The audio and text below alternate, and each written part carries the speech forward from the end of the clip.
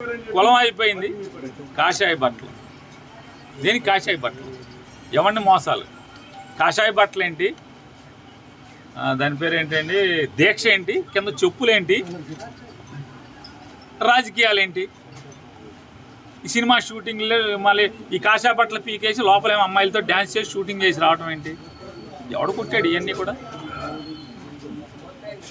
ఎవరు కొట్టారన్న? నిజంగా లడ్డూలో నిజంగా మలినాలు తప్పు జరుగుంటే ఈనాళ్ళు ఈ డ్రామాలు ఎందుకు మీరు అంటున్నా? మీ ప్రభుత్వం ఉండగానే కదా నూనె వచ్చింది, ఆ నెయ్యి వచ్చింది. ఆ నెయ్యి వస్తే మీ ప్రభుత్వంలోనే మీరెందుకు స్వామివారిని కళంకిత ప్రసాదాన్ని తయారు చేయించారు? మీదే కదా. తప్పుడు రాజకీయాలు చేస్తూ, కుల రాజకీయాలు, మత రాజకీయాలు చేస్తూ, సంఘంలో విద్వేషాలని ఈ రకంగా రెచ్చగొడుతూ పాపం మూట కట్టుకుంటున్నారు మీరు. ఇట్లాంటివి చేస్తే ఆగుతామా? బెదిరింపులు, ఇంటి ముందు దిష్టి బొమ్మ తీసుకొస్తే నేను కాషాయ బట్టలు వేసి 100 దిష్టి బొమ్మలు తగలబెట్టను. ఇది సునకానందం. ఏ దిష్టి బొమ్మ తగలెడితే పవన్ కళ్యాణ్ తగలడిపోతాడు ఏంటి? అది పేరు నాని దిష్టి బొమ్మ తగలెడితే పేరు నాని తగలడిపోతాడా? వ్యక్తిత్వాన్ని మెయింటైన్ చేయాలి, అంతేగాని పోతి పేరంటాల్లాగా మెట్లకి పసుపు కుంకాలు రాసుకుంటే ఏమవదు. పోతి పేరంటాలు అంటారు పల్లెటూళ్ళలో, గ్రామాల్లో పోతి పేరంటాలు అంటారు. ఉందాగా శంషేర్గా రాజకీయాలు చేయండి. ఇవాళ అధికారంలో మీరున్నారు, జనాలకు ఇచ్చిన హామీలు జనాలని ఒక్క హామీ నెరవేర్చకపోగా వైజాగ్ స్టీల్ ప్లాంట్ ముందు నుంచి ఏం మాట్లాడావు? పాపం వేల మంది కార్మికులు రెక్కాడితే కానీ డొక్కాడినటువంటి స్టీల్ ప్లాంట్ ఉక్కు పరిశ్రమ కార్మికులు వైజాగ్ స్టీల్. నాకు ఒక ఎంపీ ఇవ్వండి, పార్లమెంట్ బద్దలు కొట్టేస్తానని చెప్పావు. నాకు అమిత్ షా స్నేహితుడు, మోడీ స్నేహితుడు అని చెప్తావు. ఇవాళ స్టీల్ ప్లాంట్ అమ్మేస్తుంటే నీ దగ్గర 2 ఎంపీలు, నువ్వు ఉప ముఖ్యమంత్రి, ప్రభుత్వమే ఉంది, ఒక రాష్ట్ర ప్రభుత్వం ఉంది, నీ మీద ఆధారపడి కేంద్రం బతుకుతుంది. కానీ నువ్వు కానీ చంద్రబాబు నాయుడు గారు కానీ మీ ఇద్దరు స్టీల్ ప్లాంట్ ఊసెత్తుతున్నారా, మాట్లాడుతున్నారా?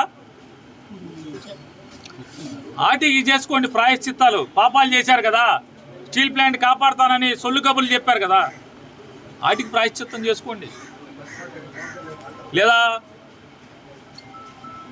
ప్రజలకి హామీలు ఇచ్చారు, హామీలకి ప్రాయశ్చిత్తం చేసుకోండి. 100 రోజులు అయిపోయింది, మీరు వచ్చి 4 మాసాలు, 120 రోజులు అయిపోతుంది. 100 రోజులు మీరు అధికారంలో కులుగుతూ. పవన్ కళ్యాణ్ గారు ఎన్నికల ముందు చెప్పారు, నేను గెలిచిన 24 గంటల్లో సుగాలి ప్రీతి చావు మీద, లేదా అమ్మాయి కనపడలేదో, చచ్చిపోయిందో, అమ్మాయి మనిషి కనపడతలేదు, ఎఫ్ఐఆర్ కేసు కట్టిస్తానన్నారు. 100 రోజులైంది, ఏది సుగాలి ప్రీతి కేసు ఏమైంది? 2014 నుంచి 19 మధ్య చంద్రబాబు నాయుడు గారి యొక్క ప్రభుత్వంలో 2017లో సుగాలి ప్రీతి మాయమైతే, ఆ అమ్మాయి అదృశ్యమైతే, ఆ తల్లి ఆ రోజు 2017లో నీ ప్రభుత్వం ఉన్నప్పుడు అదృశ్యమైతే కన్నీరు మున్నీరుగా రోధిస్తుంటే, జగన్మోహన్ రెడ్డి గారు ప్రభుత్వం ఉన్నప్పుడు డ్రామాలు చేసి ఎన్నికల్లో సుగాలి ప్రీతి కేసు ఎఫ్ఐఆర్ కట్టిస్తానని చెప్పిన పవన్ కళ్యాణ్ గారు ఉప ముఖ్యమంత్రిలో పదవిలో కులుగుతూనే సరిపోతుంది తప్పితే సుగాలి ప్రీతి కేసు ఏమైంది? 30,000 మంది ఆడపిల్లల్ని ఇంటికి తెస్తా అన్నారు. ఏ ఆడపిల్లని తీసుకొచ్చి ఎవరికి అప్పచెప్పారు?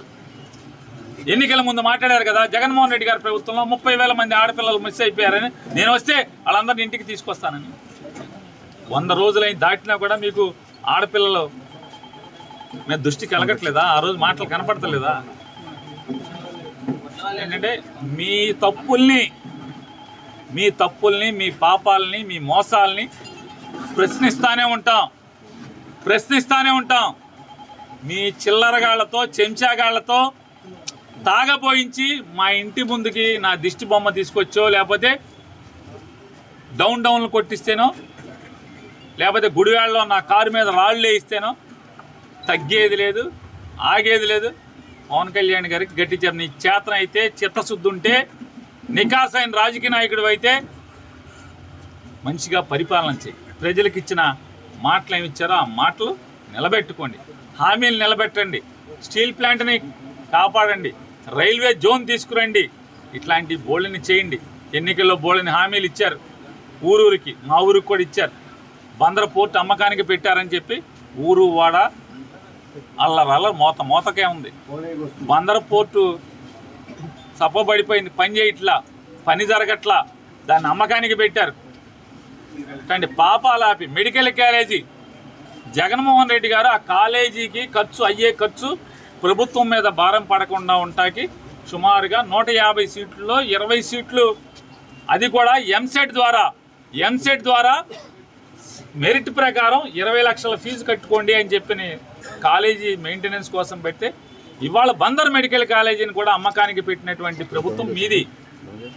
అంటే ఒక ప్రభుత్వ మెడికల్ కాలేజీని ప్రైవేట్ వాళ్ళకి అమ్మకానికి పెట్టి ఆ రోజు జగన్ గారు 20 లక్షల ఫీజు కట్టండి అంటే మీరు అంటే ఆ రోజు ఆక్షేపణగా మాట్లాడిన మీరు ఇవాళ 150 సీట్లలో 75 సీట్లు అమ్మకానికి పెట్టి, అంటే 2 కోట్లకి 3 కోట్లకి అమ్మకానికి పెట్టేలాగా ఒక ప్రైవేటు వ్యక్తులకి కాలేజీని బేరం పెట్టినటువంటి మీ ప్రభుత్వం.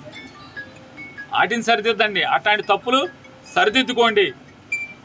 దేవుడు మిమ్మల్ని చల్లగా చూస్తాడు. అంతేగాని లడ్డూలో ఏమీ లేకపోయినా కూడా తప్పుడు మాటలు, నెయ్యి అందుకున్నది మీ ప్రభుత్వం, కలిసిందని చంద్రబాబు చెప్తాడు, నువ్వు చెప్తావు, కలవలేదని చంద్రబాబు గారు కొడుకు చెప్తాడు, కలిసిందనేమో మీ ఆర్థిక మంత్రి చెప్తాడు. మరి మీరు ముఖ్యమంత్రిగా బాధ్యతలు తీసుకున్నాక మీరేసిన మీ సంతకం ద్వారా వచ్చిన ఈవో, జేఈఓ వీళ్ళందరూ ఉండంగా, మీ పాలకవర్గం ఉండంగా, మీ ప్రభుత్వం ఉండంగా నెయ్యి అందుకున్నది మీరు అంటే తప్పుడు నెయ్యిని లడ్డులో కలిపి ప్రసాదం పెట్టేశామని మీ మంత్రులు ఏం మాట్లాడతారు? ఒకడు మాట కలపలేదంటాడు. ఇట్లాంటి దేవుడితో దుర్మార్గమైనటువంటి నీచ రాజకీయాలు చేసే కంటే కూడా ప్రజలకి మంచి చేసి మంచి అనిపించుకోమని హితవు పలుకుతాం.